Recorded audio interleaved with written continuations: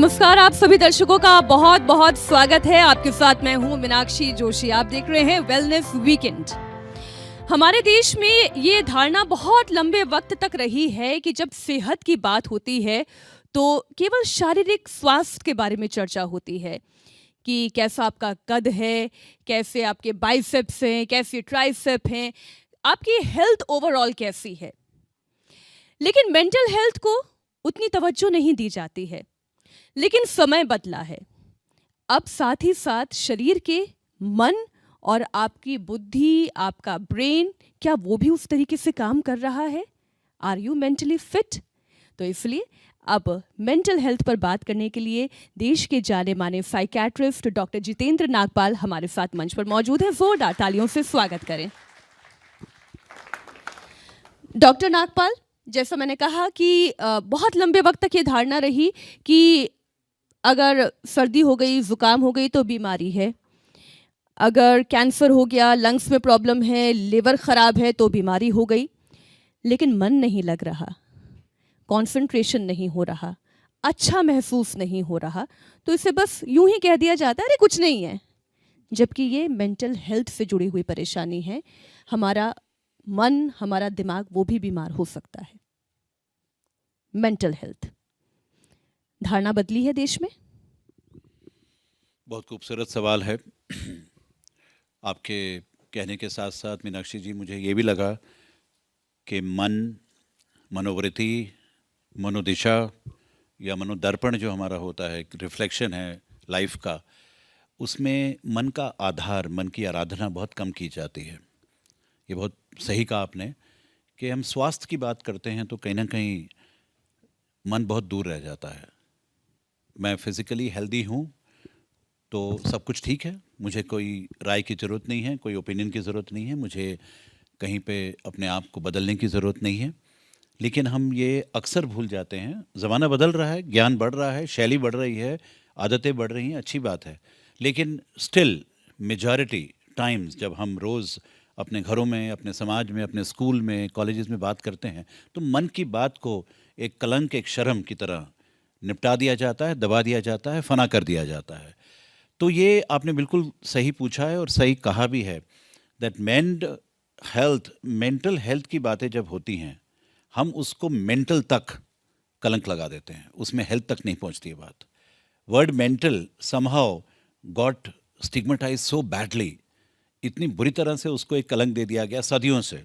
भाई ऊपरली हवा है या कोई कर्मा का है, हवा बैठा एक दिया हवा जाता है, हाँ। या कोई कर्मों का फल है, कोई माताएं आ गई हैं, कहीं ना कहीं प्रेत है, ब्लैक मैजिक है, वुडुइज्म है, तांत्रिज्म है। अब आप देखिए सदियों से चलती हुई यही बातें हैं। वैज्ञानिक युग है, कल युग है। Science has given us so much of wonderful evidence कि ब्रेन के बायोकेमिकल्स, माइक्रोकेमिकल्स कभी कभी अपनी जगह से कम हो जाते हैं, ज़्यादा हो जाते हैं, डिस्टर्ब हो जाते हैं। जैसे टाइफाइड, मलेरिया, निमोनिया, कैंसर में, हाइपरटेंशन में, डायबिटीज़ में, ओबेसिटी में होता है, वो माइंड के साथ मेंटल हेल्थ के लिए भी होता है। तो हम साइंस और आर्ट ऑफ मेंटल हेल्थ को समझें, इसको सकारात्मक परेशानियां मानें। मेरा पहले ये कहना है आपसे। अब हम इन्हें थ्री कैटेगरीज में चर्चा में लेकर आते हैं। एक कैटेगरी जो सबसे पहले हम बात करने जा रहे हैं बच्चों की। 5 से 10 साल तक के बच्चे, मैं देख रही हूँ स्कूल जाने वाले बच्चों में, सोसाइटी में खेलने वाले, पार्क में खेलने वाले बच्चों में जो सबसे बड़ा चैलेंज इस वक्त आ रहा है वो उनकी अटेंशन डेफिसिट का है। बिल्कुल। फोकस ठीक से नहीं कर पाते हैं। कुछ बच्चों में ऑटिज्म की प्रॉब्लम दिखाई देती है। अच्छा, कुछ बच्चे सोशली कनेक्ट नहीं हो पाते। कहेंगे कि घर में माँ बाप से बहुत अच्छे से बात कर रहे हैं, बुआ से, दादी से, चाचा चाची, फैमिली के हर मेंबर से कंफर्टेबल हैं, लेकिन जैसे ही स्कूल जाते हैं, जैसे ही बाकी बच्चों में जाते हैं, अचानक से नर्वस होने लगते हैं। बहुत सारी परेशानियां हैं। सबसे पहले तो उन परेशानियों को समझते हैं कि ये जो एज ग्रुप है 5 to 10 का एज ग्रुप, ये क्यों इतनी डिफिकल्ट सिचुएशन में है। बहुत इम्पोर्टेंट एक श्रृंखला आपने अभी चर्चा में शुरू करी है। मैं सबसे पहले तो ये शुक्रिया अदा करना चाहूँगा कि हम ये सोच रहे हैं हमारे देश में कि प्रारंभिक बाल अवस्था का एक महत्व कितना है। अर्ली चाइल्डहुड, फाउंडेशनल ईयर्स, इसको अभी एजुकेशन सिस्टम हमारा जो दुनिया का बेहतरीन सिस्टम है इस वक्त, फाउंडेशनल ईयर्स क्यों कहते हैं? क्योंकि वृक्ष जब बड़ा होता है तो एक सैपलिंग, एक सीड से बड़ा होता है, एक बीज होता है। वो बीज का महत्व हम पहले उतना नहीं समझते थे। कहते थे ना कि भाई चलो 4-5 बच्चे घर में हैं, खेल जुल के भाग दौड़ के अपने आप बड़े हो जाएंगे, गिल्ली डंडा खेलेंगे, मट्टी में खेलेंगे, नाव बनाएंगे, क्रिकेट खेलेंगे। अब तो ये बड़ी इतनी बहुत बेहतरीन साइंस है। मैं आपसे ये कहना चाहूँगा कि करीब 7 या 8 साल की उम्र तक कहा जाता है कि 100 बिलियन न्यूरॉन्स जो होते हैं, हमारे सेल्स होते हैं नर्व के अंदर, जो हमारा हेड ऑफिस है, हेडक्वार्टर्स है यहाँ पर, जो पूरे शरीर को केवल अंगों का नहीं, बट हमारी मेमोरी है, इंटेलिजेंस है, इमोशंस हैं, थिंकिंग है, बिहेवियर है, सबको कंट्रोल करता है। ये हमारा ज़िंदगी का CPU है ना। इसका ध्यान हम प्रारंभिक बाल अवस्था में नहीं देंगे, क्योंकि यहाँ पर 85-90% जो ग्रोथ है 7-8 साल तक पूरी हो जाती है पूरे ब्रेन की। तो आप देखिए, अगर विज्ञान ने इतना बड़ा रिसर्च पूरे दुनिया में, हमारे यहाँ भी हो रही है, we are proud that India is doing great research on brain sciences, neuro sciences, pedagogical sciences, teacher और स्टूडेंट कैसे एक दूसरे को हेल्प करें क्लासरूम में, ये भी ब्रेन साइंस है। तब पता लग रहा है, जो मीनाक्षी जी ने बताया, कि हम कुछ और बातें इस बचपन के बारे में, बच्चों को बचपन से जुदा कर कर आप नहीं समझ पाएंगे कभी भी। उनके हंसते खेलते नादान मासूम बचपन को अलग करके बच्चों को हम नहीं समझ पाएंगे। I am sure I am getting the point clear. जी जी जी। बिकॉज बचपन एक एडजेक्टिव है, एक ब्यूटीफुल फीलिंग है, और बच्चे जनसंख्या हैं। अब जनसंख्या इतनी ज़्यादा है, कहा जाता है कि हमारे देश में करीब 16 लाख स्कूल्स हैं, और 16 लाख स्कूल्स अब भरने वाले हैं, धीरे धीरे विकसित भारत की तरफ जा रहे हैं हम 2047 में। इतना ब्यूटीफुल मोमेंट है ज़िंदगी के लिए, भारत के लिए। We have to get the children ready for it. अब रेडी करने के लिए, जैसा आपने बताया कि स्कूल जाऊंगा मैं स्कूल जाऊंगा, उसके लिए मुझे तैयार किया आपने, मम्मी पापा मुझे तैयार किया है। मैं 2.5 साल का हूँ, मैं 3 साल का हूँ, मुझे तैयार तो करिए। हाँ भाई, तुम्हें तैयार कर दिया, तुमने अच्छी यूनिफॉर्म पहना दी, वाटर बॉटल दे दी। मम्मी वो नहीं, मुझे टेंशन हो रही है, मुझे नहीं जाना है। हम सब रोए थे स्कूल जाने वक्त, आप भी रोई होंगी। जी, मैं रोई थी और फिर मैं वापस घर भी आ गई थी। लेकिन वो तो नेचुरल है, क्योंकि देखिए जब बेबी पैदा होता है तो रोता है ना। इतने बड़े बेहतरीन युग में आने के बाद जब जीवन मिलता है, तो पहली क्राई जो होती है वो वेलकमिंग क्राई होती है एक बेबी की, और माँ उसको अपने एम्ब्रेस में संभाल लेती है। ऐसे ही पहला दिन जो स्कूल का होता है, रोना आएगा। लेकिन जैसा आपने ठीक कहा, थोड़ी सी hyper activity, lack of attention, shy feel करना, खामोश फील करना, एकदम दोनों से सबसे हटकर कहीं कोने में खड़े हो जाना, ये बीमारियां नहीं हैं। ये एडजस्टमेंट करने के लिए शरीर, दिमाग और मेरा सामाजिक तत्व कोशिश कर रहा है। मैं लेकिन But- इसी में एक चीज ऐड कर हाँ, दूं। मैं बिल्कुल। जैसे एक ही एज ग्रुप के एक क्लास में बच्चे होते जी। हैं, लेकिन कुछ बच्चे बहुत जल्दी कोप अप कर जाते हैं, लेकिन कुछ बच्चे इतना स्ट्रगल करते हैं, जैसे उनके लिए वही लेवल जो हो गया वो जैसे ग्रेड 10 का हो गया। एब्सोल्युटली, बहुत। और यही बात है कि टीचर्स की ट्रेनिंग अब अलग अलग श्रृंखला के हिसाब से की जा रही है। अर्ली चाइल्डहुड और फाउंडेशनल ईयर्स के जो पैरामीटर्स हैं समझने के लिए, जिसको हम डेवलपमेंटल माइलस्टोन्स बोलते हैं। भाई इमोशन सबके अलग होंगे ना। 40 बच्चे अगर क्लास में हैं तो सबके इमोशंस अलग होंगे। कोई बहुत जल्दी सेंसिटिव हो जाता है, कोई कोप अप बेटर कर पाता है। पहले विभिन्नता को, एकता और यूनिकनेस को, यूनिटी इन डाइवर्सिटी को और यूनिकनेस को पहचानिए। ये माँ बाप के लिए भी ज़रूरी है, क्योंकि सारे जो इमोशंस हम लेके आते हैं, कहा जाता है कि करीब 16-17 इमोशंस होते हैं मिनिमम हर इंसान में, और वो बच्चे में क्यों नहीं दिखाई देंगे। यानी कि धुतकारिए मत, स्नब मत करिए, don't suppress the children's emotions, but watch out करिए। What you said rightly ma'am, flag signs होते हैं, कुछ वार्निंग साइंस होते हैं, जो लक्षण भी हो सकते हैं। हम सब जानते हैं। लक्षण आप बताइए। लक्षण के बारे में जी, लक्षण हाँ। बताइए कि कैसे पहचान करें और कौन सी एज में ये पहचान होनी शुरू हो जाती है कि that there is something off. ये मतलब बाकी बच्चों के जैसे डेवलपमेंट नहीं है इस बच्चे में। क्योंकि देखिए, हम जब स्कूल जाते हैं तो हम लिखत पढ़त के लिए जाते हैं, हम जीवन कौशल शिक्षा के लिए जाते हैं। कुछ ऐसी स्किल सीखें 12 साल में, 14 साल में, जो जीवन में आगे बढ़ने के लिए हमें दृढ़ता दे और हिम्मत दे, जिसको हम लाइफ स्किल्स कहते हैं।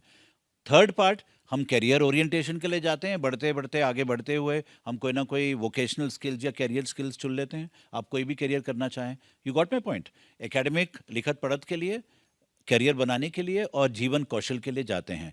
तीनों चीज़ें जब मिलती हैं उसको संपूर्ण शिक्षा कहते हैं, संपूर्ण विकास कहते हैं, होलिस्टिक डेवलपमेंट कहते हैं, where you are enjoying. But जैसा आपने पूछा, साथ साथ कुछ हम में हो सकता है 10 बच्चों में 2 या 3 बच्चे हों जो एक जगह टिक नहीं पाते हैं, जैसा मैम पूछ रही थी। हाइपर और एक्टिव होते हाइपर हैं। एक्टिविटी होती है, हिलना जुलना ज़्यादा होता है। टीचर कहती है भाई क्या बात है, आप बहुत हिलते हैं, आप शांत से बैठो बेटे, आपसे बैठा नहीं जाता। वो बच्चा कई बार घूम के क्लास से बाहर भाग जाएगा, 2 बच्चे जा रहे हैं उसको वापस लाने के लिए। एनर्जी इतनी ज़्यादा होती है कि बड़ा सुंदर भी लगता है। कभी कभी मॉल में जाएंगी, मम्मी पापा भागते रहते हैं, भाई पीछे देखो दुकान के पीछे चला गया बच्चा, पकड़ो उसको। ये एक बड़ी कॉमन बात है। तो कहने का तात्पर्य है कि करीब हमारे पूरे स्कूल में करीब 30-40 बच्चे हो सकते हैं, पूरे स्कूल में बोल रहा हूँ मैं, और एक क्लास में 1 या 2 हो सकते हैं जो अधिकतर चंचल हैं, इनअटेंटिव हैं, फोकस नहीं कर पाते हैं। पहचानिए उनको, कभी ज़्यादा ऐसे मत सोचिए कि डांटने से ठीक हो जाएंगे। हाथ उठाना, मारना पीटना तो बिल्कुल मना है, गैर कानूनी है, चाइल्ड अब्यूज़ माना जाता है। समझाने का कोशिश करें, नहीं है तो स्कूल की काउंसलर है ना मैम, स्कूल के साइकोलॉजिस्ट हैं आजकल, तो यानी कि मनोवृत्ति के साथ संबंधित जो बातें होनी चाहिए अब होंगी। मने यानी कि घर में भी होनी चाहिए और स्कूल में भी। जैसे तो स्लो लर्नर आपने हैं ये कहा कि पहले तो आप यूनिकनेस को एम्ब्रेस करें जी, और उसके बाद अगर कुछ प्रॉब्लम आ रही है तो फिर उसके सोल्यूशन की तरफ जाएं। वार्निंग साइंस पहचानें वार्निंग साइंस, अब वार्निंग साइंस में आपने ये कहा, एक तो बहुत ज़्यादा चंचल है, जी, और दूसरा ये है कि कहीं अटेंशन डेफिसिट है, फोकस पूरी तरह से नहीं कर पा रहे हैं, और एक है कि आपका सोशली उतना वेल कनेक्टेड नहीं है। ये कुछ अर्ली साइंस हो सकते हैं। तो अब इनका सोल्यूशन क्या है सर? कुछ और भी 1-2 विषय मैं बता दूं जो कॉमनली जो एज ग्रुप की बात कर रहे हैं, स्कूलिंग ईयर्स की बात कर रहे हैं, यानी कि 3-3.5 साल से लेके पहला चाइल्डहुड होता है 10 साल तक, उसके बाद किशोर अवस्था शुरू होती है, हम उस पर आएंगे। लेकिन इसके अलावा जो बहुत अच्छा इंपॉर्टेंट विषय था, एक स्लो लर्नर कौन है, जो बच्चा उम्र के हिसाब से एज अप्रोप्रिएट लर्निंग हम नहीं कर पा रहे हैं क्लास में। अब देखिए पाठ्यक्रम जो सिलेबस होता है या करिकुलम होता है, चौथी क्लास का, 5वीं क्लास का, छठी क्लास का स्टार्टिंग से होता है ना, तो हर क्लास का एज अप्रोप्रिएट करिकुलम होता है। अब अगर पेरेंट्स आते हैं, पीटीएम में आते हैं और उनको बताया गया कि भाई बच्चा आपका ना पिछले 2-3 महीने से कोप अप नहीं कर पा रहा है, मे बी मैथमेटिक्स में, साइंस में, या सोशल साइंस में, इंग्लिश में या हिंदी में, बातचीत बहुत ज़रूरी है। अब वो ज़माना आ गया है कि चर्चा करिए। यहाँ पे वो प्रॉब्लम नहीं है कि ये बच्चा आगे जा रहा है, ये बच्चा पीछे रह गया। वक्त से पहचानिए कि ये क्यों हो रहा है। हो सकता है उसके बुद्धि का विकास थोड़ा सा स्लो चल रहा हो सकता है कि वो इमोशनली बहुत डिस्टर्ब्ड हो सकता है घर में कोई प्रॉब्लम हो। क्या हम सब मानते हैं कि कभी कभी फैमिली एनवायरनमेंट कंड्यूसिव नहीं होता है मेरे को पढ़ाई लिखाई करने के लिए, मुश्किलें होती हैं। सो इमोशनल प्रॉब्लम्स हो सकती हैं, ब्रेन के डेवलपमेंट में डिले हो सकता है, या मेरे पीयर ग्रुप के साथ कोई कॉन्फ्लिक्ट हो सकता है कुछ बच्चे मुझे बुली कर रहे हैं क्लास में तंग कर रहे हैं, हो सकता है मुझे टीचर को देखकर मुझे घबराहट होती है। कभी कभी सबको होता था ज़िंदगी में, कभी कभी हम अपनों से डर जाते हैं। तो बच्चा नादान है, क्या उसके मन में बीत रही है, क्या उसके ब्रेन में डेवलपमेंट हो रहा है, इन वार्निंग साइंस को पहचानना ज़रूरी है, जो आजकल हम सब थोड़ा बहुत जानते हैं। मैं, क्योंकि हमें 3 सेगमेंट पे बात करनी है और जी। बात बहुत सारी करनी है। अब आपने कहा कि ये कुछ है साइंस हैं जो हम पहचान सकते हैं, देख सकते हैं। अब मेरे मन में ये सवाल आ रहा है कि जैसे सर्दी हुई, जुकाम हुआ, हमने दवाई दी, वो ठीक हो गया, जी, लेकिन ये जो स्पेक्ट्रम है, हाँ, क्या किसी मेडिकेशन की ज़रूरत पड़ती है इस एज ग्रुप के बच्चों को, या फिर ऑक्यूपेशनल थेरेपीज़ के ज़रिए, ओटीज़ के ज़रिए बच्चों को ट्रीट किया जा सकता है, और क्या ये क्योरेबल है या सिर्फ कंट्रोल किया जा सकता है? एक और इम्पॉर्टेंट जो एरिया अभी रिसर्च में आ रहा है, जो ऑटिज्म स्पेक्ट्रम कंडीशंस हैं। देखिए हमने hyper activity, attention deficit, slow learners, एक स्पेसिफिक लर्निंग डिसेबिलिटीज़ जो आपने तारे ज़मीं पे पिक्चर देखी है, ये बात हुई थी डिसलेक्सिया के बारे में या फिर डिस्ग्राफिया, डिसकैलकुलिया। संक्षेप में मैं यही बताना चाह रहा हूँ कि करीब 2 से 8% या 2 से 10% तमाम जनसंख्या में, बच्चों में ये दिक्कतें आ सकती हैं, तो उसको टीचर ट्रेनिंग में और पेरेंट्स की ट्रेनिंग में पहचाना जा सकता है। प्रॉपर डायग्नोसिस करिए। जहाँ पे होता है, ऑटिज्म स्पेक्ट्रम के लिए भी लागू है। ऑटिज्म एक डेवलपमेंटल न्यूरो डेवलपमेंटल डिसऑर्डर है जो बहुत ही कम, मानते हैं बहुत ही कम है, लेकिन ये राइज हो रहा है, इसका डायग्नोसिस पहचाना जा रहा है। आपने बिल्कुल ठीक कहा, जब बच्चा करीब 1.5-2 साल या 2.5 साल की उम्र तक ये पहचान लिया जाए तो उसमें ऑक्यूपेशनल थेरेपी, यहाँ तक कि कुछ हद तक दवाओं का भी इस्तेमाल वर्ल्ड वाइड हो रहा है। उससे क्या होता है, ब्रेन के कुछ जो हमारे फंक्शंस होते हैं, जैसे सोशल कनेक्टिविटी है, आई टू आई कांटेक्ट है, एक दूसरे के साथ रेसिप्रोकल रिस्पॉन्स करना, आपसी सामाजिक तरीके से रिस्पॉन्स करना, उसमें थोड़ा सा बढ़ोतरी दिखाई देती है। But OT, speech therapy and medical therapy by a psychologist and a psychiatrist कामयाब हो रहे हैं। ऐसा नहीं है कि ये मॉडिफाइबल या ट्रीटेबल मतलब नहीं है। क्योर हो सकते हैं या कंट्रोल हो सकते हैं। कंट्रोलेबल है और डेवलपमेंटली फंक्शनल और बेहतर हो सकते हैं, यानी कि रेगुलर इंक्लूसिव स्कूलिंग सिस्टम में जा सकते हैं। इनको कहीं स्कूल से बाहर निकाल दिया जाए, ये गलत बात है। आप स्कूल में रखें इनको। कहते हैं ना कि सब बच्चों को मिलजुल कर रहना चाहिए। बात सिर्फ पढ़ाई लिखाई की नहीं है, अब बात है कि हम साथ मिलके खेलेंगे, म्यूजिक क्लास में जाएंगे, आर्ट्स में जाएंगे, लिटरेचर में जाएंगे, हॉबीज में खेलेंगे। That is education today. ये आपने बहुत इंपॉर्टेंट पॉइंट रखा, और चूंकि हमारी भी बच्ची है, स्कूल गोइंग जी, जी। एज में ही है, और मैंने ये देखा कि जो डाउन सिंड्रोम बच्चे हैं उन्हें भी आपके साथ पढ़ाया जाता है नॉर्मल चाइल्ड के साथ, जिससे कि आप एक सोशल और इमोशनल वैल्यू भी सीखें। इंक्लूजन बोलते हैं ना उसको। इंक्लूजन, बिल्कुल, बहुत खूबसूरत बात। एक चीज़ इसमें बस मैं ऐड ऑन करना चाहती हूँ कि क्या ये जो हमारे गैजेट्स हैं, टीवी जी, है, बहुत मोबाइल important फ़ोन बात है, है। टैबलेट्स हैं, क्या ये भी कारण बनते हैं बच्चों की इस अटेंशन डेफिसिट प्रॉब्लम की, फोकस प्रॉब्लम अनडाउटेडली की? देखिए, आज तो कोई भी चर्चा होगी समाज में, घर में, डिनर टाइम में जो चर्चा होती है, माँ बाप के लिए सबसे बड़ी चर्चा होती है कि बच्चों को डिवाइसेस से हम दूर कैसे रखें, गैजेट से हम दूर कैसे रखें। अभी तक जो भी आपके साथ चर्चा हो रही है उसमें लगता है कि सोशल मीडिया का इम्पैक्ट तो हर समस्या में लागू हो रहा है, कि हम अपने आप और अपनों से भी दूर होते जा रहे हैं इलेक्ट्रॉनिक डिवाइसेस की वजह से। कहा जाता है कि डिनर टाइम में भी चर्चा होती कहाँ है, क्योंकि चर्चा सिर्फ भोजन की नहीं होती है, होनी नहीं चाहिए सिर्फ भोजन की, अपनेपन की भी होनी चाहिए, लेकिन हम वो समय खोते जा रहे हैं। और बच्चों की क्या गलती है इसमें? वो डिवाइस तो उनको बना बनाया बड़ों ने बना के दिया है ना, वो तो आकर्षित हो गए हैं। वो कहते हैं, कई बार बच्चे हमारे पास आके बोलते हैं कि भाई हमने थोड़ी बनाया था, आपने हमें बना के दे दिया, अब हमें बताइए हम कैसे इस्तेमाल करें। सो आपका ये चर्चा में लाना ये सवाल बहुमूल्य है कि हम सबसे पहले वार्तालाप, संवाद, विवाद प्रथम रखें घर में। क्या होता है कि अपने समय के लिए, लैक ऑफ टाइम के लिए, एनर्जी के लिए, कई बार माँ बाप या घर के बड़े सदस्य, भाई बहन भी बच्चों को उतना टाइम नहीं दे पा रहे हैं। खेल कूदने की बात हो, कहीं बाहर घूमने की बात हो, नेचर के बीच में, कुदरत के बीच में जाने की बात हो, अब देखिए बच्चा बड़ा खुश होगा। कोशिश करिए, आप रोल मॉडल बनिए। मैम, मार्गदर्शक बनना कितना ज़रूरी है माँ बाप के लिए, कि चलो जो हम कह रहे हैं, उम्मीद रख रहे हैं ना, वो हम भी करके दिखाएंगे। हम भी कैरम बोर्ड खेलेंगे, हम भी दुनिया भर के गेम्स खेलेंगे, बाहर भी जाएंगे, एक्सरसाइज भी करेंगे। देखना बच्चा आपके मोबाइल फ़ोन, टैबलेट या कंप्यूटर कम यूज़ करेगा।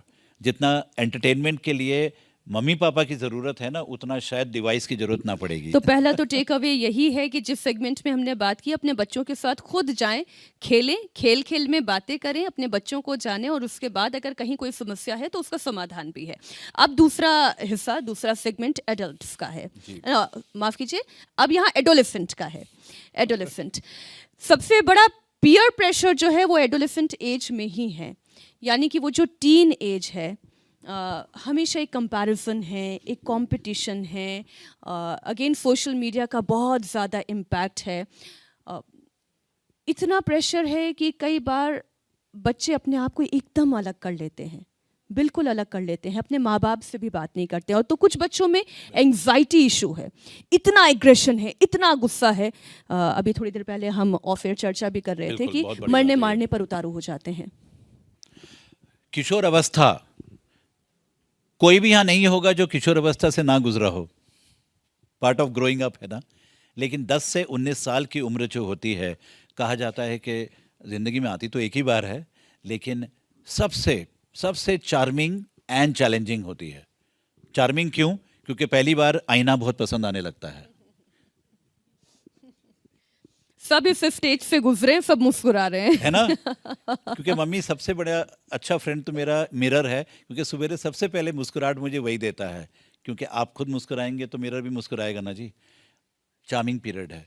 Physical growth, mental growth, social growth, career, relationships, boy girl, parents के साथ कम्युनिकेशन, दोस्तों के साथ सोशल मीडिया पे लाइक्स डिसलाइक्स, वैलिडेशन, क्या नहीं होता है किशोर अवस्था में। बचपन की उड़ान से पैराशूट निकलता है और किशोर अवस्था में आ बैठता है। और आपको ये बता दूं, दुनिया के सबसे ज़्यादा एडोलेसेंट्स हिंदुस्तान में हैं इस वक्त। करीब 23% एंटायर पॉपुलेशन हमारी, अबाउट 30 करोड़ हमारे केवल किशोर अवस्था हैं। मान लीजिए कितनी बड़ी ऊर्जा है, कितना बड़ा एनर्जी है। देश को परिवर्तन में लाने के लिए, ट्रांसफॉर्म करने के लिए किशोर अवस्था को हम इग्नोर ना करें। They have so much of energy, they have leadership. इसलिए अभी जो आपने बताया मीनाक्षी जी ने, कि बहुत सही कहा कि इनके अंदर जो ऊर्जा है वो गुस्से में परिवर्तन क्यों ला रही है, वो फ्रस्ट्रेशन में क्यों जा रही है, क्योंकि उनके लिए एवेन्यूज़, उनके लिए उनकी वॉइस, उनकी आवाज़, मेरी आवाज़ को सुनो, पहचानो, मैं भी कुछ कहना चाहती हूँ, कहना चाहता हूँ। हमारी किशोरों की आवाज़ है।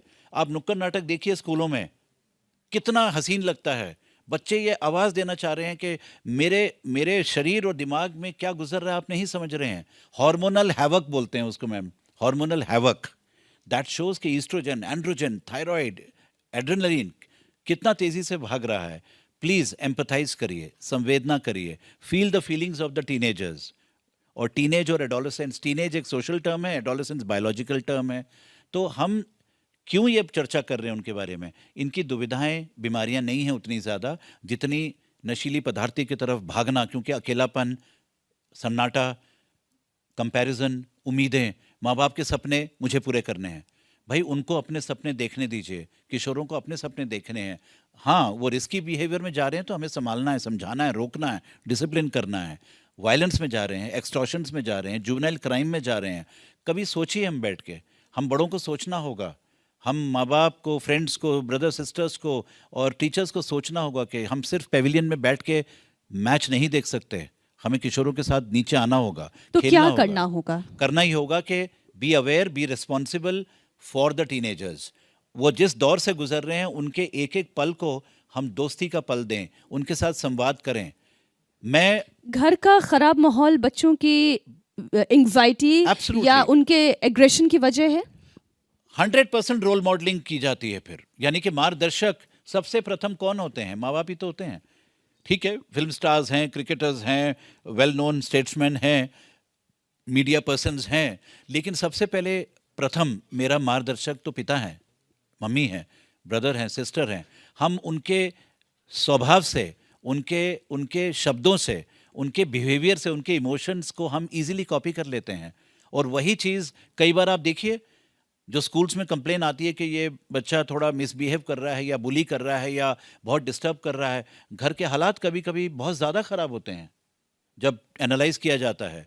और वो बात स्कूल तक पहुंचती नहीं है जब तक बच्चा टूट कर, झुक कर किसी काउंसलर को या टीचर को नहीं बताता कि भाई मेरे घर में भी ऐसे ही बोला जाता है मुझे। और तो कभी कभी please, इतना हाँ, प्रेशर हो जाता है कि जी। आप इसी करियर को ऑप्शन बनाएं, आप यही पढ़ें, और फिर जब वहाँ पर सक्सेस नहीं मिलती है तो फिर सुइसाइड अटेम्प्ट्स होते हैं। ये बहुत खतरनाक है। ये प्रेशर तो आप रोज पढ़ते हैं, अखबारों में रोज खबरें आती हैं कि प्रेशर जो अचीवमेंट का है या एक एकम्प्लिशमेंट का है, लाइफ में कुछ बनने का है। देखिए, हमारे आदरणीय प्रधानमंत्री इतना सुंदर तरीके से परीक्षा पे चर्चा करते हैं हर साल। बताइए कितना कितना कितना सुंदर प्रोग्राम है, कितना गहराई का प्रोग्राम है कि वो बताते हैं कि ये बिल्कुल ज़रूरी नहीं है कि ज़िंदगी में क्या बनना है। बच्चों से कहते हैं ये बहुत ज़रूरी है कि ज़िंदगी में क्या करना है। बच्चों को जो अपने हाथों से, अपनी इंद्रियों से करना है, उनको छूट दीजिए। पंख को आप सराहिए, पंखों को सराहिए, उनको समेटने दीजिए, उड़ने दीजिए। हम क्या करते हैं घर में, हमारे सपने पूरे करो। हमारे परंपरा है कि बच्चे सिर्फ आईआईटी में जाते हैं, हमारी परंपरा है कि बच्चे सिर्फ ये बनते हैं, वो बनते हैं, तुम भी वही बनो। कहीं ना कहीं कोई बनना चाहता है तो उसको अपने शैली, अपने काबिलियत के हिसाब से बनने का एक प्लेटफॉर्म दीजिए। आप देखेंगे बच्चों की ज़िंदगी खुशियों से भर जाएगी। एक दो क्वेश्चन अब हम ऑडियंस से ले लेते हैं। कोई भी बच्चा या टीनेजर या कोई भी व्यक्ति अपने पैनिक अटैक से, एंजाइटी अटैक से कैसे मैनेज कर सकता है, लाइक जब वो अकेले हो या? सबसे इम्पॉर्टेंट पैनिक अटैक या एंग्जाइटी में क्या हो रहा होता है? फॉल्टी ब्रीदिंग होती है। बिकॉज आराम से, जैसे कहते हैं, इत्मीनान की दिल खोल के सांस नहीं ली जाती है उस वक्त। एंग्जाइटी में हम हेजिटेशन, हिकअप्स वाली सांस लेते हैं। तो अगर बच्चा अकेला है तो उसको गाइड करिए, उसको गाइड करिए। अगर आपका कम्युनिकेशन उसके साथ है, slow, deep and long breathing, take it from the nose, exhale from the nose, or take it from the mouth and the nose and exhale from the mouth and the nose, doesn't matter। लेकिन 3 शब्द याद रखिए, slow, deep and long breathing. फेफड़ों की काबिलियत 4 से 5 litre है, एक सांस में इतना हवा जाता है। हमको सांस लेने की फुर्सत नहीं है, क्योंकि हम समझते हैं कि बहुत पढ़ाई है, बहुत तेज़ ट्रैफिक में निकलना है, ऑफिस पहुंचना है। People are not breathing well, so tell them to do that. Secondly, anxiety क्यों हो रही है कि कहीं ना कहीं एक इमीडिएट आने वाले समय का जो फियर है, एंटिसिपेटेड फियर है। जब रियल फियर सामने आ जाता है तो उसको हम फियर कहते ही हैं, लेकिन एंग्जाइटी यानी कि बेचैनी, घबराहट और मन की दहशत जो है वो एक अननोन फियर की हो रही है ना, अभी हुआ नहीं है, आई एम इमेजिनिंग। तो बच्चे को कहीं ना कहीं इन बातों का वेंटिलेशन करने दीजिए, बोलने दीजिए। हम क्या करते हैं कई बार, जैसे मीनाक्षी जी से भी बात हो रही थी, हम उसकी बातों को ही दबा देते हैं। Am I a good listener as a mother and a father, as a teacher? कई बार टीचर्स को भी बदलना पड़ता है। एक अच्छा टीचर गुड लिसनर होता है, एक अच्छे माता पिता लिसनर्स होते हैं पहले, दे आर नॉट टॉकर्स। बच्चा उनकी अप्रिशिएट करता है जो मेरी मन की दबी हुई बातों को, घबराहट है, मन का गुबार है, सुन लीजिए। सेकेंड पॉइंट हो गया, allow ventilation as much as want to cry, it's okay. रोना बुरी बात नहीं है, रोना बीमारी नहीं है, ह्यूमन नेचर में होता है। अगर मन में कोई भारीपन है, वेंटिलेट होने दीजिए, साथ साथ सांसें चलती रहें अच्छी लंबी खींच के। सेकेंड पॉइंट देखिए, डाइटरी हैबिट्स बहुत ख़राब हो चुकी हैं। जो मैदा, आलू, चीनी, तेल, पानी नहीं पीते हैं बच्चे। मैम, बच्चे पानी नहीं पीते हैं, पूरे दिन में 1 गिलास पानी। अब देखिए, water, a lot of proteins, a little bit of movement, take the child for the walk. एक किशोर अवस्था में अगर पिताजी या मम्मी साथ में एक वॉक पे चले जाएं, देखिए उनकी एंग्जाइटी कहाँ खत्म हो जाती है, बड़ी आराम से खत्म हो जाती है। ये एक एग्जाम्पल तो मैंने अपनी सोसाइटी में भी अच्छा? देखा है कि बहुत ज्यादा एंग्शियस बच्चा था, हाँ। उसका जैसे शुगर कट डाउन किया उसकी एंग्जाइटी कम हो गई। एंड एक्चुअली आप आज घर में जाके फिर देखिएगा, जी। पढ़िए इंटरनेट पे, कार्बोहाइड्रेट्स और मेंटल हेल्थ का रिलेशनशिप क्या है। बिल्कुल सही कहा मीनाक्षी जी ने एग्जाम्पल देकर। एक क्वेश्चन और है सर, बहुत सारे रिसर्च पेपर्स कहते हैं कि बच्चों का जो चाइल्डहुड ट्रॉमा होता है वो बड़े होके, अगर कोई ट्रेजेडी हुई है, ट्रॉमा हुआ है, तो वो बड़े होके एज सिस्टमिक डिजीज़ मैनिफेस्ट कर जाता है, स्पेशली मेटाबॉलिक सिंड्रोम्स। तो सर, स्ट्रेस और एक्चुअली उसका manifestation as inflammation, systemic problems, वो कैसे होता है? जवाब तो खुद आपने दे दिया, क्योंकि ये बायोकेमिकल बेसिस है इसका। स्ट्रेस के जो केमिकल्स होते हैं, आखिर वो हमारे बायोलॉजिकल क्लॉक को भी ख़राब करते हैं, और स्ट्रेस कहीं ना कहीं हमारे ग्रोथ एंड डेवलपमेंट के रिलेशनशिप को कहीं ना कहीं डिरेंज कर देता है। देखिए, जो particular hormones constant negative feeling के साथ, और एक और बात आप सब समझ लीजिए कि स्ट्रेस हमेशा बुरा नहीं होता है। जो मॉर्निंग में उठ के जल्दी भागना होता है, स्कूल पहुंचना होता है, दफ्तर पहुंचना होता है, ये मिनिमल स्ट्रेस जो कहते हैं ना, कि डेली लाइफ के स्ट्रेस तो ज़रूरी है ना जी, नहीं तो हम चार्ज कैसे होंगे, नहीं तो मोटिवेट कैसे होंगे। तो स्ट्रेस को हमेशा बुरा शब्द मत समझिए, नहीं तो बच्चे भी ना, जैसे माँ बाप कहते हैं, oh I have lot of stress, पापा, बट अगर आपको स्ट्रेस ना हो तो आप दफ्तर तो जाएंगे नहीं, फिर घर में बैठे रहेंगे। That means optimal stress, regular stress, day to day stress ज़रूरी है ज़िंदगी को आगे बढ़ाने के लिए। प्रॉब्लम वो हो रही है कि हम स्ट्रेस को एक्सेसिवली अनजाने में अपने ज़िंदगी में अपनाते जा रहे हैं, मोल रहे हैं, जो आपने कहा। उसके साथ क्या होता है कि बॉडी के रेगुलर रिदम्स जो होते हैं, brain, heart, liver, kidney, lungs के साथ जो एक तालमेल बना हुआ है, फिर आखिर ये बड़ा कोऑर्डिनेटिंग सिस्टम है ना जो भगवान ने बनाया है। एक बड़े ऑफिस में एक एचआर टीम है, एक फाइनेंस की टीम है, एक सेल्स की टीम है, मार्केटिंग की टीम है, ह्यूमन बॉडी भी वैसे बनी हुई है भाई।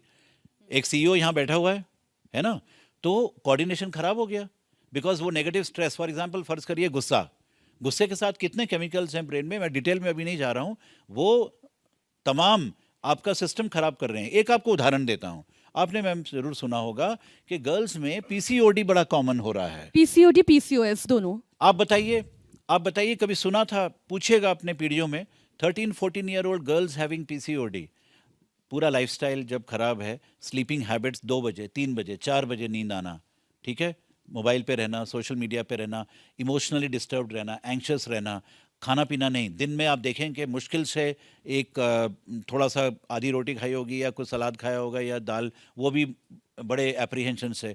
फूड हैबिट्स, कहते हैं कि अर्बन इंडिया में ओवर फेड बच्चे हैं बट अंडर नरिश्ड हैं, इम्बैलेंस डाइट है, पेट भरने के लिए खा रहे हैं लेकिन बैलेंस डाइट नहीं है। ये बातें अगर हार्मोनल डिस्टर्बेंस 13-14 साल की उम्र में गर्ल्स में दिखाई दे रहा है, बॉयज़ में भी दिखाई दे रहा है, ओबेसिटी है, hypertension in boys and girls. Anyway, मोटी मोटी बात यह है कि किशोर अवस्था में 14 साल की उम्र तक physical disorders and mental health के कंडीशंस जो प्रोमिनेंट दिखाई दे रहे हैं, आपकी बात सही थी, वो ज़िंदगी भर के metabolic syndromes and mental health disorders बन रहे हैं। किशोर अवस्था को संभालिए। एक क्वेश्चन और last Hi, question sir. So my question is, there are some patients who still have chronic conditions, and they have to have medications which cause a lot of mood swings. In that case, how do you deal with the mood swings because they're majorly cause of the medications they're having? शुरुआत में ही चर्चा हो रही थी mood swing की। Okay, are you saying that because they're taking the medication? Yeah. Right. So in case it has been already understood or evaluated, अगर ये पता लग चुका है कि दवाएं जब हम लेते हैं, अगर मुझे किसी दवा की ज़रूरत है और उस दवा की वजह से कहीं ना कहीं उसका एक परिणाम ये हो रहा है कि मेरे मूड स्विंग्स हो रहे हैं, तो पहले तो दवा को एनालाइज किया जाए कि भाई कौन सा कॉम्बिनेशन है दवा का। फॉर एग्जांपल आपको ये बताऊं, कुछ बीपी की दवाइयाँ और कुछ साइकेट्रिक मेडिकेशन हो सकता है थोड़ा इंटरैक्ट करते हैं और उनकी वजह से भी चेंजेस आते हैं। कुछ डायबिटीज़, हाइपरटेंशन, साइकेट्रिक दवाइयाँ और थायराइड की दवाइयाँ भी इंटरैक्ट करती हैं और थायराइड की कंडीशन भी होते हैं। ये बहुत ज़रूरी है कि विकसित समाज में जब मल्टीपल लोग साथ बैठ के डिसीजन लेते हैं तो even doctors have to coordinate, तो पेशेंट्स भी अक्सर डॉक्टर्स से मिलकर दूसरे डॉक्टर से भी बात करवाते हैं कि इनसे भी एक बार बात कर लीजिए। तो ये फ़र्ज़ हमारा भी बनता है, there is no doubt. And it will also help not only in the mood swings, try to understand body के अंदर केमिकल्स के भी बड़े स्विंग्स होते हैं, नॉट ओनली मूड। कई बार किडनी के प्रॉब्लम्स, लिवर के प्रॉब्लम्स से क्लैश कर जाते हैं और आप देखिए फिर 2 बीमारियां खड़ी हो गई जो पहले नहीं थी। और थायराइड देख लीजिए, there are some medications which actually disturb the thyroid rhythm. मुझे हो सकता है थायराइड की दवा की कभी ज़रूरत ना पड़ी हो, लेकिन जब मैं कोई और दवाई ले रहा हूँ, फॉर एग्जांपल अगर मैं डिप्रेशन की दवाई ले रहा हूँ या अगर मैं कोई और दवाई हार्ट की ले रहा हूँ, हो सकता है थायराइड में डिस्टर्बेंस हो जाए, मेरा लाइफस्टाइल बड़ा स्लो है। जैसे मैं एक एग्जांपल इसमें रखती हूँ कि जो बहुत लंबे समय तक ब्लड प्रेशर की और थायराइड की मेडिसिन लेते हैं, बिल्कुल। और शुगर की मेडिसिन लेते हैं, डायबिटीज It की, is. तो वो उनके मेंटल कंडीशन को हैम्पर करता है। It does. ये कोई इसमें संदेह नहीं है। इसलिए देखिए, जब साइकेट्रिस्ट अपना इवैल्यूएशन करते हैं, वो अक्सर कोई और हमारी जो दवाइयाँ पहले से चल रही हैं, भले वो बीपी के लिए हों, शुगर के लिए हों या थायराइड के लिए हों, उसका थरो एनालिसिस करना ज़रूरी है और वो दवाइयाँ चूज़ की जाती हैं जो इन दवाइयों से डायरेक्टली क्लैश ना करें।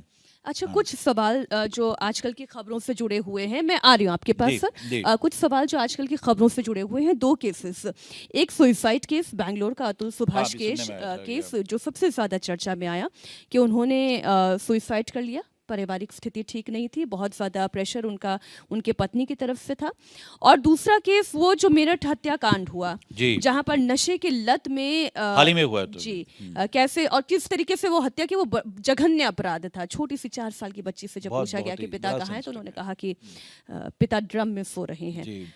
तो ये दोनों ही केस, एक नशा और दूसरा डिप्रेशन। इसमें कोई संदेह नहीं है। मैं आपको 2-3 बातें बता दूं। अब मैडम ने एक बात उम्र भर की छेड़ी है। देखिए, हमारे देश में नशीली पदार्थों का इस्तेमाल ऐतिहासिक है। कहा जाता है कि जो भांग, गांजा और कैनबिस से रिलेटेड बातें हैं, कई सदियों से चलती आई हैं, ये राजा महाराजाओं के टाइम से चलती आई हैं। और जो गोल्डन क्रिसेंट है, देखिए कश्मीर से लेके अरुणाचल का जो क्षेत्र है, कई बार कहते हैं कि वर्ल्ड का सबसे ज़्यादा प्रोडक्शन भी होता है। लेकिन हमें संभालना है, अपने युवा वर्ग को। Substance use and mental health conditions, they go hand in hand, एक दूसरे को बहुत बढ़ाते हैं। हमारे लिए बहुत ज़रूरी है कि किशोर अवस्था से लेकर वृद्ध अवस्था, बुज़ुर्गों की तबीयत, मानसिकता हमारे देश में बहुत निगलेक्टेड है। मैं आपसे एक सावधानी रचना चाहूँगा कि we are going to be the highest capital country of elderly citizens in the world now shortly, कुछ 10-20 सालों के अंदर ही होने वाला है। अगर हमारी जनसंख्या बुजुर्गों की 70, 75 और 80 और 90 साल के लोग बढ़ने वाले हैं, उनकी मनोदिशा और मनोवृत्ति को भी हम प्यार मोहब्बत से संभालें। हमें ओल्ड एज होम्स नहीं चाहिए हमारे कंट्री में। मकान में काफ़ी सारे कमरे हैं हमारे पास, संभालें अपने बड़ों को, प्यार मोहब्बत से रखें। वो दूसरा बचपन है जो मुंशी प्रेमचंद ने भी कहा था, है ना, संभालें उसको, क्योंकि वहाँ पर एक पीढ़ी है जो बच्चों को भी संभाल सकती है। Grandparents are a wonderful asset for our children, isn't it. एक ये था। दूसरा जो भी ये सवाल उठा है, ये जो खबरें आई हैं, कहीं ना कहीं देखिए जो क्राइम और मेंटल हेल्थ का जो एक क्षेत्र है, क्राइम और मेंटल हेल्थ का जो एक ग्रे एरिया है, ब्लर्ड एरिया है, ये माना जा रहा है कि अक्सर कई बार पता नहीं लगता है कि ये, लेकिन जो भी इस क्राइम के भीतर शामिल होने वाले व्यक्ति होते हैं, कहीं ना कहीं मानसिक रोगी भी होते हैं। कहीं ना कहीं इम्पल्स जो है, एग्रेशन जो है, एक तरीके से गुस्सा एक लेवल का जहाँ पे गिल्ट नहीं है, रिमोर्स नहीं है, शर्मिंदगी नहीं है, पछतावा नहीं है, वो कहीं ना कहीं एक बीमारी का भी रूप है। जो एक हम वार्निंग साइंस की बात कर रहे थे, वो स्कूल के टाइम पे, घर के टाइम पर, कॉलेज के टाइम पर पहचाना नहीं गया। वो आगे कहीं ना कहीं हीनियस क्राइम में, भरे वो मर्डर हो, रेप हो, किडनैपिंग हो, इस तरह के कांड हो, उसमें देखा जाता है। तमाम दुनिया में जेल्स के भीतर ये एनालिसिस हो रहे हैं। कई मेंटल हेल्थ के प्रोफेशनल, साइकियाट्रिस्ट, साइकोलॉजिस्ट काम कर रहे हैं जेल्स में इस बात को पहचानने के लिए कि आइए हम समझें कि कॉन्विक्ट जो होता है, जो अंडर ट्रायल जो होता है, क्या उनकी मानसिकता के लक्षण पहचाने नहीं गए। दूसरा, ये जो बात है, इसको भी कहीं ना कहीं सावधानी परिवारों में होनी चाहिए। पहचानें कि हो सकता है कोई इंटेंसिटी, कोई ड्यूरेशन किसी बिहेवियर की अनकंफर्टेबल लग रही है। हम सबके साथ होता है, गुस्सा हम सबको आता है, लेकिन उसकी रेंज अगर बढ़ रही है, बहुत कॉमन हो रही है, रोज़मर्रा हो रही है, पहचानिए, चर्चा करिए, रोकिए उनको, समझाइए। ज़रूरी नहीं है कि सीधा चलो चलते हैं किसी मेंटल हेल्थ प्रोफेशनल के पास। आपस ही हमारे देश में तो घर के सरपंच बैठते हैं, चाचू हैं, मामू हैं, सब लोग बैठ के संभाल लेते हैं परिस्थितियां। फैमिली डायलॉग नहीं होता है। अगर संचार होगा ना, हम कई लक्षणों को एक दूसरे से मिलकर डाइनिंग टेबल पर संभाल लेंगे, पड़ोसी के अंकल आके संभाल लेंगे। लेकिन हम अकेलेपन में रह रहे हैं, हमारे बुजुर्ग जो हैं वो सन्नाटे में रह रहे हैं। Loneliness is a bigger problem today, leading to such crimes also. तो इसलिए क्राइम और मेंटल हेल्थ का जो एक दरवाज़ा है, दोनों को एक करीब से समझना है। और कई क्राइम्स समाज में, स्पेशली जो इंटरपर्सनल रिलेशनशिप्स के क्राइम हैं, देखिए एक और चर्चा बड़ी इंपॉर्टेंट उठ रही है हमारे देश में, जो कपल्स के बीच में जो रिलेशनशिप्स हैं, लिव इन रिलेशनशिप्स हैं, यंग मैरिड कपल्स हैं, ये बहुत ज़रूरी है मीनाक्षी जी के कहीं ना कहीं सब्र, सहन और संचार, patience, tolerance and compassion with love and affection कहीं ना कहीं कपल्स की ज़िंदगी में थोड़ा और बेहतर लाया जाए। सर देखिए, विषय इतना बड़ा है कि इस पर हम पूरे दिन चर्चा कर सकते हैं, लेकिन इतनी पूरी जो चर्चा हुई उसका जो मैं सार, जो समरी निकाल पाई हूँ, वो यही कि हमें संवाद करना होगा। फिर चाहे वो छोटे बच्चे क्यों ना हो, वो टीनेजर क्यों ना हो, वो एडोलेसेंट एज हो या वो एडल्ट एज हो, वो पति पत्नी के बीच का रिश्ता हो या आपके बड़े बुजुर्गों के बीच का रिश्ता हो, वो संवाद महत्वपूर्ण है, वो चर्चा महत्वपूर्ण है। बहुत बहुत शुक्रिया डॉक्टर नागपाल, आप हमारे साथ आए वेलनेस वीकेंड में, आप शरीक हुए। Thank you so much.